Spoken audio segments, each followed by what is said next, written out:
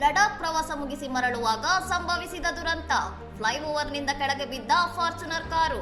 ಪುಣೆಯ 3 ಯುವಕರ ಸಾವು.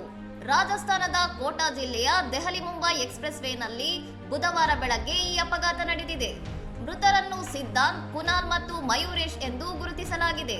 ಅತಿ ವೇಗದಲ್ಲಿದ್ದ ಟೊಯೋಟಾ ಫಾರ್ಚುನರ್ ಕಾರು ನಿಯಂತ್ರಣ ತಪ್ಪಿ ರಸ್ತೆ ವಿಭಜಕಕ್ಕೆ ಡಿಕ್ಕಿ ಹೊಡೆದಿದೆ. ಬಳಿಕ ಫ್ಲೈಓವರ್ನಿಂದ ಸುಮಾರು 30 ಅಡಿ ಕೆಳಗೆ ಬಿದ್ದ ಪರಿಣಾಮ ಕಾರು ಸಂಪೂರ್ಣ ನಜ್ಜುಗುಜ್ಜಾಗಿದೆ. ಚಾಲಕ ನಿದ್ರೆಗೆ ಜಾರಿದ್ದರಿಂದ ಈ ಅಪಘಾತ ಸಂಭವಿಸಿರಬಹುದು ಎಂದು ಪೊಲೀಸರು ಶಂಕಿಸಿದ್ದಾರೆ. ಗಂಭೀರವಾಗಿ ಗಾಯಗೊಂಡಿದ್ದ ಯುವಕರನ್ನು ಆಸ್ಪತ್ರೆಗೆ ಸಾಗಿಸುವಷ್ಟರಲ್ಲಿ ಅವರು ಮೃತಪಟ್ಟಿದ್ದಾರೆ ಎಂದು ವೈದ್ಯರು ಘೋಷಿಸಿದ್ದಾರೆ.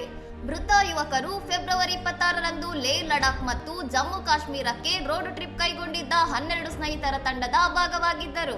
ಪುಣೆಗೆ ವಾಪಸ್ ಬರುತ್ತಿದ್ದಾಗ ಈ ದುರಂತ ಸಂಭವಿಸಿದೆ.